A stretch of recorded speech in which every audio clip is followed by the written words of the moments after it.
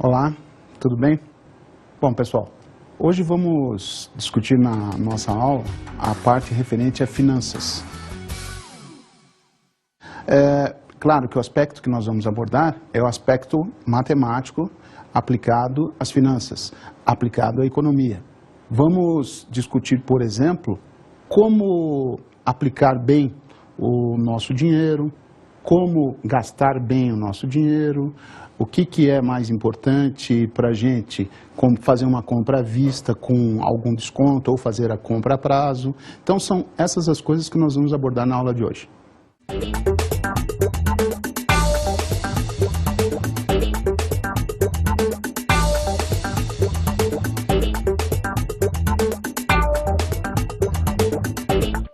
João era um comerciante bastante arrojado. Certo dia, querendo aumentar a lucratividade de suas vendas, ele teve a ideia de aumentar os valores de seus produtos em 10%. Infelizmente para ele, o aumento do preço afastou os clientes da loja. Insatisfeito, ele resolveu oferecer um desconto de 10% sobre o preço aumentado, com o objetivo de retornar ao preço praticado inicialmente. Nós temos um problema, que é o seguinte: o João, que é o dono da loja, com bastante cliente, com uma clientela bastante grande, resolveu aumentar os preços do seu produto em 10%. O que aconteceu? Devido a esse aumento, a clientela sumiu, desapareceu. E o que o João pensou? Falou, bom, se eu aumentei 10%, eu vou dar um desconto de 10% para que a clientela volte. O problema é, será que dá um aumento de 10% e depois um desconto de 10%, nós vamos voltar no mesmo preço? Vamos ver. Vamos imaginar, sem perda de generalidade, que uma determinada mercadoria custasse R$100. Ora, se você der um aumento de 10% sobre R$100, 10% de 100 vão ser R$10. Portanto, qual vai ser o novo preço? O preço da mercadoria com aumento. O preço da mercadoria com aumento vai ser de R$110. Agora, R$110, nós vamos calcular sobre esse valor um desconto de 10%. Ora, 10% de R$110 vão ser R$11. R$110 menos R$11, R$99. De fato, o preço não voltou ao preço anterior, que era de R$100. Ora, a pergunta que a gente deve fazer agora é o seguinte: por que não voltou? Por uma razão bastante simples. Você deu um aumento de 10% sobre um certo valor, no caso sobre R$100. E o desconto de 10% foi não sobre R$100, mas o desconto de 10% foi sobre o preço acrescido dos R$10 sobre R$110. E isso fez com que o desconto fosse de R$11 e a gente voltasse não para R$100, mas para R$99. Bom, o problema agora é o seguinte: cabe aí uma pergunta. Qual é a pergunta? Qual deveria ser o percentual de redução para que o preço aumentado retornasse ao preço original? Então vamos pensar da seguinte forma. Vamos imaginar que o preço do produto não é R$100, mas vamos imaginar que o preço do produto seja de X reais. Então vamos aumentar esse produto em 10%. Ora, como é que nós vamos calcular 10% de aumento sobre X reais? O cálculo é bastante simples. Nós vamos pegar X mais 10% de X é 0,10X. Portanto, nós vamos somar X mais 0,10X. Isso vai ser igual a 1,10X. Tá ok? Bom, o percentual de redução vamos chamar de R, tá certo? Então, R é o percentual de redução. Agora, como que nós vamos proceder para calcular esse percentual de redução? Lembrando que o percentual de redução é o desconto que você deve dar sobre 1,10x para retornar aquele preço anterior de X reais, tá ok? Então a ideia é a seguinte: nós vamos fazer uma regrinha de 3. Após o aumento, o preço do produto passou a ser de 1,10x. Então vamos pegar 1,10x e fazer esse 1,10x corresponder a 100%. E o desconto, que foi de 0,10x, vai corresponder ao índice de redução R. Esse esqueminha que nós estamos fazendo chama-se regra de 3. Então nós vamos, por regra de 3, descobrir o valor desse índice de redução R. Multiplicando cruzado, o que vai resultar? 1,10x vezes R, e isso deve ser igual a 0,10x vezes 100%. O nosso objetivo é isolar o índice de redução, que é o R. Para a gente isolar o índice de redução R, vamos pegar aquele fator 1,10x e vamos passar dividindo para o segundo membro. Quando nós passarmos dividindo, vai ocorrer ali a divisão de 0,10x por 1,10x, cancela x com x, fazendo a continha, você vai obter 0,0909. E isso vezes 100%. Vezes 100%, você tem um índice de redução que é de aproximadamente 9,09%. Então, esse é o índice que você deve aplicar sobre 1,10x para voltar a x reais, que era o preço inicial do nosso produto.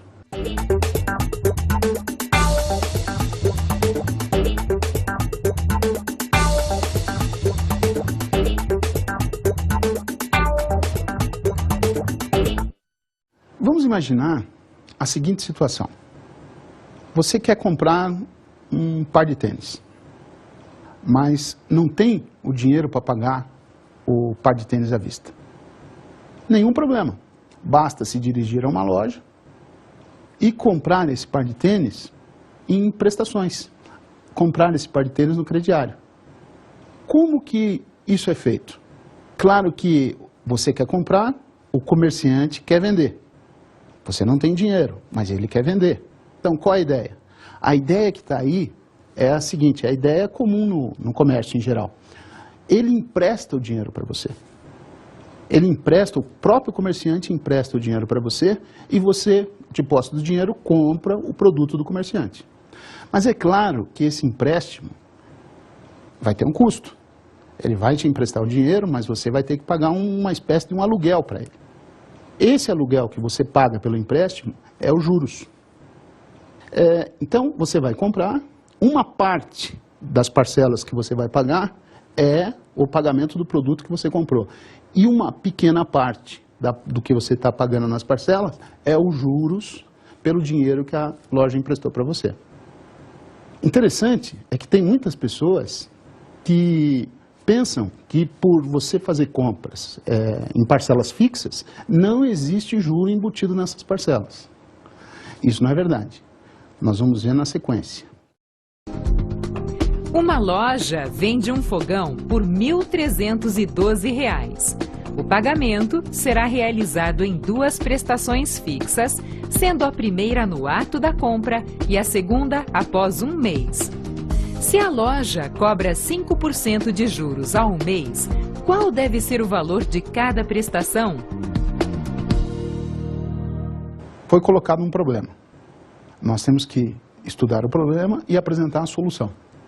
O problema é o seguinte, você vai comprar um fogão, cujo custo é R$ 1.312, numa determinada loja, vai parcelar em duas prestações fixas, portanto iguais, e a loja cobra juros de 5% ao mês.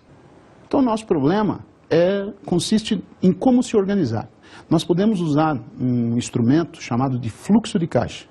Esse fluxo de caixa nada mais é do que um esquema gráfico que nos auxilia a organizar os créditos, que são as entradas, e os débitos, que são as saídas, e ver a variação desses créditos e dessas saídas, desses débitos, ao longo do tempo. Então vamos ver como que funciona o fluxo de caixa, pensando nessa compra que nós vamos fazer. Bom, nós estamos olhando para o fluxo de caixa do comprador. Vamos convencionar que o eixo que está na horizontal é o eixo onde nós vamos marcar o tempo. O tempo, no nosso caso, no caso do nosso problema, é medido em meses, mas poderia ser uma outra unidade de tempo qualquer. dias, anos, no nosso caso, em meses. Vamos colocar setas no sentido vertical. As setas com orientação para cima vão indicar crédito, entrada, e as setas com orientação para baixo, as setas para baixo, voltadas para baixo, vão indicar débitos, saídas. Então observe que no instante zero, no tempo zero, no momento inicial, há um crédito de 1.312, que foi concedido pela loja na forma do fogão. Então houve uma entrada, 1.312. E nesse mesmo momento há uma saída, é a primeira prestação. Essa saída é de X reais. Bom, vão se passar um mês. A taxa de juros cobrada pela loja é de 5%. Então, um mês depois, nós vamos pagar a segunda prestação, que também vai ser de X reais. O nosso problema agora consiste em descobrir quanto é o valor desse X. Bom, para a gente obter o valor de X, caso a loja não cobrasse juros, seria extremamente simples. Bastaria pegar o preço do fogão, que é 1.312, e dividir por 2. A gente obteria 656. Ou seja, você pagaria duas prestações de R$ 656. Mas isso não vai acontecer. Por quê? Porque a loja cobra juros. Então vamos ver como fazer o cálculo do X, sendo que a loja está cobrando 5% de juros. A primeira prestação é de X reais. O saldo devedor, logo após o pagamento da primeira prestação, vai ser 1.312, que era o preço do fogão, menos o valor da primeira prestação, que é X reais. Então esse é o saldo devedor após a primeira prestação. O saldo devedor após um mês, que vai ser igual ao valor da segunda prestação, é calculado da seguinte forma. Nós vamos pegar o saldo devedor depois da primeira prestação, que é 1.312 menos X, e esse valor ele vai ficar paradinho lá por 30 dias, um mês. Sobre esse valor vai incidir um juros de 5%. Então nós vamos pegar esse valor, 1.312 menos X, e multiplicá-lo por 1,05. Só lembrando que o que passou ali do 1 é a taxa de juros, 0,55% ao mês. Bom, se as prestações devem ser iguais, então o nosso próximo passo consiste em fazer o quê? Qual foi o valor da primeira prestação? O valor da primeira prestação foi X. Vamos pegar esse valor e igualar com o valor da segunda prestação. Qual é o valor da segunda prestação? 1.312 menos X, entre parênteses, vezes 1,05. Bom, montada essa igualdade, agora o nosso objetivo é obter o valor de X. Como que nós vamos obter esse valor de X? Bom, repare que você tem X no primeiro membro da igualdade e tem X no segundo membro da igualdade. Nós vamos ter que juntar esses valores de X. Vamos ter que abrir o parênteses. Para abrir o parênteses, vamos distribuir aquele 1,05 para os elementos que estão dentro do parênteses. Então, a segunda igualdade vai ficar da seguinte forma. X igual 1.377,6 ou 0,60 menos 1,05x. Bom, agora nós temos que pegar esse 1,05x e passar lá para o primeiro membro, para poder juntar com outro valor de x. Então vamos fazer isso. Passa 1,05 para o primeiro membro somando. Então você tem lá x mais 1,05x igual, quem que ficou no segundo membro? 1.377,6. Juntando x mais 1,05x, você obtém 2,05x, igual a 1.377,6 que está do outro lado. E agora, como é que a gente vai obter x? Agora ficou simples, mas basta passar o 2,05 dividindo, 1.377,6 dividido por 2,05 vai dar x igual a R$ 672. Portanto, o valor da prestação é de R$ 672. E este valor é um valor que está correto. Veja que ele é diferente daquele valor anterior que a gente tinha obtido antes, que era de R$ 656. Bom, para a gente verificar que esse valor é correto, vamos imaginar o seguinte: o fogão custa R$ 1.312. A primeira prestação vai ser de R$ 672.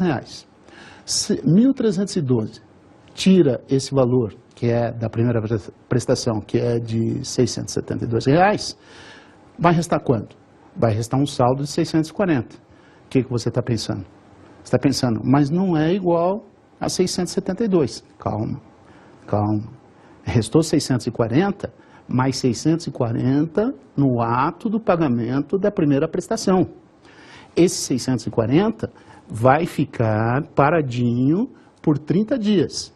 E sobre esses 640 vão incidir os 5% de juros. Ora, 5% de 640 são 32. Logo, o saldo devedor após um mês será de R$ 672. Esse é o valor da segunda prestação, exatamente igual ao valor da primeira prestação. O fogão é comprado e o saldo devedor é zero. Existem duas modalidades de juros. Existe uma modalidade de juros que é chamada de juros simples e uma segunda modalidade que é chamada de juros compostos. Os juros simples, apesar de terem aplicações, as aplicações são em quantidade menor se comparados com os juros compostos. A grande maioria das transações econômicas feitas em nível comercial, em nível bancário, elas são feitas com a modalidade de juros compostos.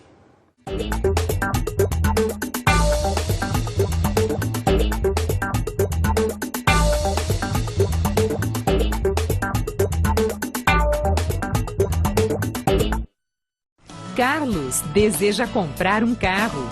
Nos classificados do jornal, vê um anúncio que lhe interessa. Ele telefona para o anunciante, que confirma o anúncio, dizendo que o preço do carro é R$ 21.000 à vista. Carlos, então, oferece R$ 20.000, mas o vendedor não aceita abaixar o preço. O problema agora é o seguinte: Carlos deseja comprar um carro, um automóvel. Ele viu o anúncio no jornal, o preço do carro é 21.000, ele só tem 20.000. Fez a oferta de 20.000, não foi aceita, ele partiu para uma outra solução. O que o Carlos pensou? Ele pensou o seguinte: vou aplicar esses 20.000 em uma aplicação financeira. E conseguiu uma aplicação com rentabilidade de 2% ao mês, mas em regime de juros compostos. O que o Carlos imaginou? Ele imaginou que o preço do carro não fosse sofrer alteração e que ainda, depois de um tempo do dinheiro aplicado, o carro ainda estivesse disponível para ele adquiri-lo. O problema agora é o seguinte: esse capital de 20.000 aplicado nessa aplicação que rende juros compostos de 2% ao mês, durante quantos meses esse dinheiro vai ter que ficar aplicado para que o Carlos consiga um montante que lhe possibilite comprar o carro, montante este que é de R$ 21.000. Nós temos que explicar o que é a modalidade de juros compostos. Nessa modalidade de juros, os juros de um período são acrescidos, são acrescentados, são adicionados ao capital que ficou aplicado durante esse período. Então, você aplicou um certo capital durante um período de tempo, obteve os juros, acrescenta esses juros ao capital. Agora, você vai aplicar, num segundo período de tempo, esse capital acrescido dos juros anterior. E os juros no segundo período de tempo vão incidir sobre o capital mais o juro anterior, sobre esse montante. E isso período após período, originando o que popularmente se diz de juro sobre juro. O Carlos colocou seu capital no banco e após um mês nós vamos ter o primeiro rendimento, o primeiro montante. Vamos chamar esse montante de montante 1. O montante 1 vai ser o capital que o Carlos colocou vezes os juros compostos do decorrer daquele mês. Para fazer esse cálculo, basta fazer 1 mais 2%, só que 2% é 0,02. Então, nós vamos multiplicar o capital por 1,02. Substituindo o capital C por 20.000, nós vamos ficar com montante 1 igual 20.000 vezes 1,02. Isso vai resultar o montante 1 igual a R$ 20.400. Então, o montante 1 já está calculado. Vamos para o cálculo do montante 2. O montante 2 é igual ao montante 1 vezes os juros. Portanto, nós vamos ter montante 2 igual, montante 1, R$ 20.400, vezes 1,02. Fazendo a continha, a gente vai obter montante 2 igual a R$ 20.808. O montante 2 já está calculado. Vamos calcular o montante 3. O montante 3 é o montante 2 vezes 1,02. Portanto, vamos ficar com o montante 3 igual. Substitui o montante 2, R$ 20.808, vezes 1,02. Portanto, o montante 3 vai ser de R$ 21.224,16. Observe que, após 3 meses, o Carlos atingiu seu objetivo. O montante 3 ultrapassou os R$ 21.000 que o Carlos estava querendo. Fazendo a diferença, 21.224,16 menos 21.000, vai dar um saldozinho de 224,16. Observe que os montantes atingem o valor do carro após 3 meses de aplicação. E ainda sobram aproximadamente R$ 225. Vamos observar ainda que os montantes obtidos podem estar em progressão aritmética, podem formar uma progressão aritmética ou podem formar uma progressão geométrica, dependendo da modalidade de juros.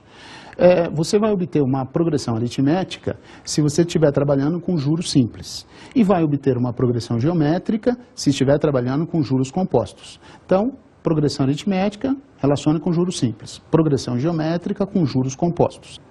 No problema do Carlos, a gente já calculou os montantes e obtivemos montante 1, montante 2, montante 3. Vamos resolver o mesmo problema, só que agora mudando o regime de capitalização.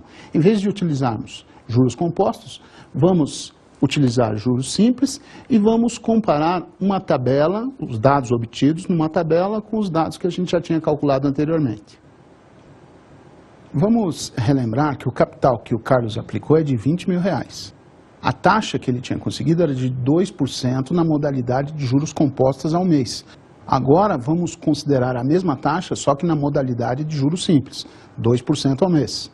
E o tempo de aplicação vai ser de 3 meses. Olhando para a tabela, vamos ver os montantes que a gente obtém em juros simples e vamos compará-los com os montantes que foram obtidos em juros compostos. Então, observe na tabela o montante em juros simples. A modalidade de juros simples, os juros incidem sobre o capital inicial. Os juros não são incorporados a esse capital. Então, no primeiro mês, você tem um capital de R$ 20.000 e os juros é de 0,02. Portanto, multiplicando R$ 20.000 por 1,02, vamos obter o primeiro montante, que é de R$ 20.400. No segundo mês, o segundo montante, você tem 0,02 do primeiro mês mais 0,02 do segundo mês. Portanto, nós vamos multiplicar o capital de 20.000 por 1,04, obtendo R$ 20.800. No terceiro mês, você vai ter os juros do primeiro mês, 0,02, mais os juros do segundo, mais 0,02, mais os juros do terceiro, 0,02. Ou seja, basta multiplicar 20.000 por 1,06, obtendo R$ 21.200, que é o montante do terceiro mês. Fazendo uma comparação com o que a gente tinha obtido antes, você tinha lá em juros compostos um montante de 20.400 no primeiro mês, no segundo mês 20.808 e no terceiro mês R$ 21.224. Os montantes obtidos em juros simples constituem uma progressão aritmética de razão 400. E os montantes obtidos em juros compostos constituem uma progressão geométrica de razão 1,02. A partir da tabela, nós concluímos que os montantes que foram obtidos a partir de juros simples constituíam uma progressão aritmética de razão 400. E os montantes obtidos a partir de juros compostos, constituíam uma progressão geométrica de razão 1,02. Só lembrando que progressão aritmética são sequências numéricas onde a diferença entre dois termos consecutivos é sempre igual, é uma constante. E progressão geométrica é uma sequência numérica onde o quociente entre dois termos consecutivos é constante. No caso dos montantes de juros simples, a razão era a diferença entre dois montantes consecutivos, R$400. E no caso dos montantes obtidos a partir de juros compostos, a razão era obtida pelo quociente de dois montantes consecutivos, no caso 1,02. Agora vamos observar esses montantes num gráfico. Analisando o gráfico, vamos marcar o tempo de aplicação no eixo horizontal e os montantes no eixo vertical. No instante zero, a aplicação era de R$20.000. Um mês após, tanto em juros compostos quanto em juros simples, você obteve R$20.400. A partir do segundo mês de aplicação, os juros já se diferenciaram. O montante em juros simples é de R$20.800 e o montante em juros compostos é de R$20.808. No terceiro mês, o juros simples é de R$21.200 e os juros compostos é de R$21.224. Observe que os montantes em juros simples são pontos sobre uma reta e os montantes em juros compostos constituem pontos sobre uma curva. A partir do segundo mês, os montantes em juros compostos que estão sobre a curva crescem mais rápido do que os montantes em juros simples que estão sobre a reta. Na verdade, quanto maior for a taxa e quanto maior for o tempo de aplicação, maior vai ser a diferença entre os montantes em juros simples e em juros compostos. Agora, nós podemos modelar algebricamente os montantes em juros simples através de uma formulazinha. A formulazinha é a seguinte: M igual a C vezes 1 mais IT. M é o montante, C é o capital e o I é a taxa de aplicação e T é o tempo. Essa igualdade é uma progressão aritmética cuja razão é C vezes I. De maneira bastante parecida, nós temos uma formulazinha, um modelo matemático para representar os montantes em juros compostos. A formulazinha para montantes em juros compostos é montante igual capital que multiplica 1 mais I elevado a T. Essa igualdade é uma progressão geométrica cuja razão é 1 mais I. Temos então uma progressão geométrica cuja razão é 1 mais I. Retomando o gráfico, observamos que os montantes em juros simples são pontos sobre uma reta.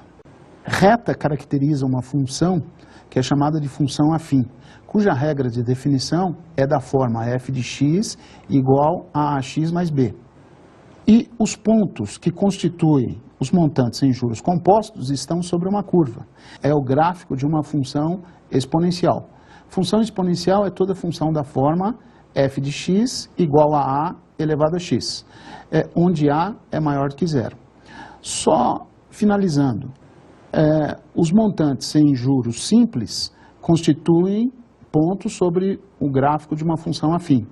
E os pontos que representam os montantes em juros compostos são pontos sobre o gráfico de uma função exponencial.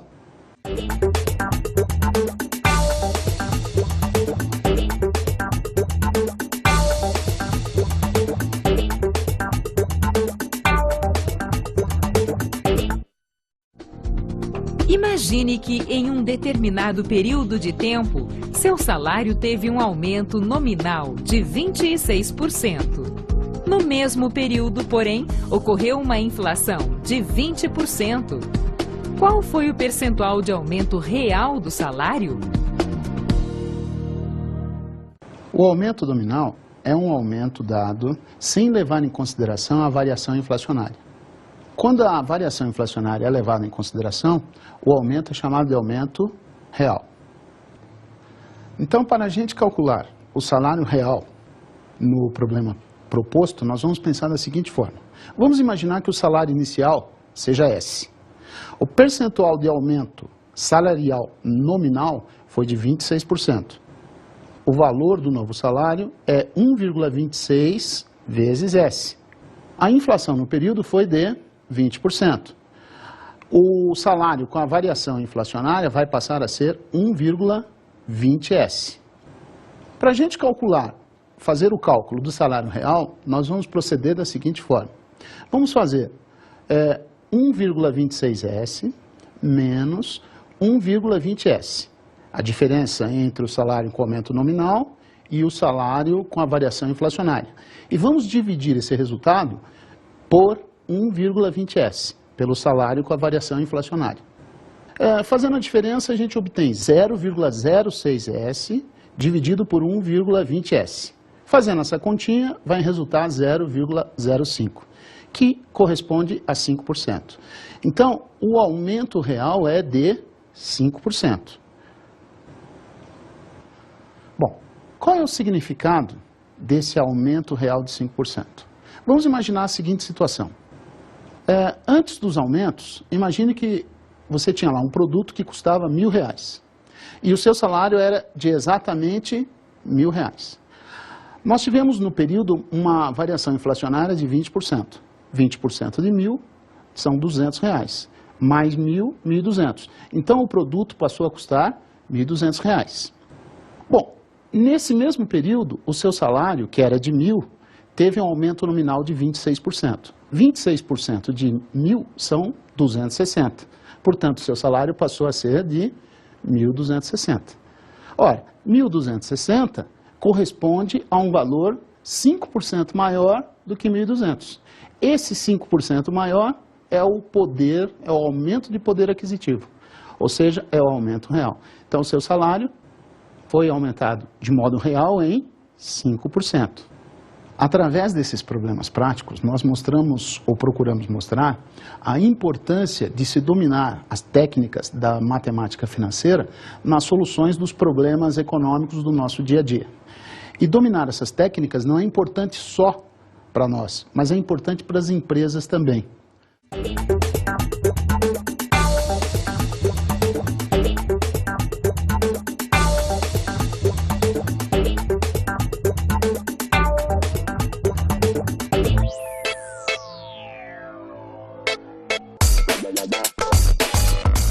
Habilidades. H4. Avaliar a razoabilidade de um resultado numérico na construção de argumentos sobre afirmações quantitativas. H5. Avaliar propostas de intervenção na realidade utilizando conhecimentos numéricos. Observe que as habilidades são trabalhadas nos momentos em que estudamos a questão do aumento percentual de um valor seguida da redução desse mesmo percentual sobre o novo preço e de que maneira isso pode impactar no bolso do empresário ou do consumidor. Aqui não só avaliamos a razoabilidade do resultado numérico obtido, como também percebemos, por meio de conhecimentos numéricos, como isso pode afetar o nosso dia a dia.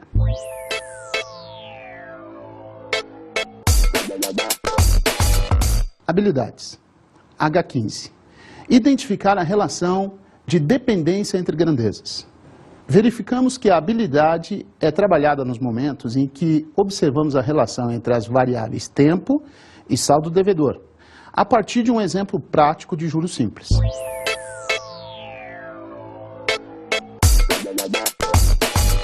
Habilidades. H19. Identificar representações algébricas que expressem a relação entre grandezas. H20. Interpretar o gráfico cartesiano que represente relações entre grandezas. H21. Resolver situação-problema cuja modelagem envolva conhecimentos algébricos. Observe que as habilidades são trabalhadas durante o estudo prático quando comparamos juros simples e compostos. Nessa comparação, analisamos a diferença entre os montantes obtidos por diferentes modalidades de juros e vimos que cada uma apresenta as características de um determinado tipo de função. São interpretados também os gráficos no plano cartesiano dos juros simples, que possui as características de uma função afim, e dos juros compostos, que possui as características de uma função exponencial.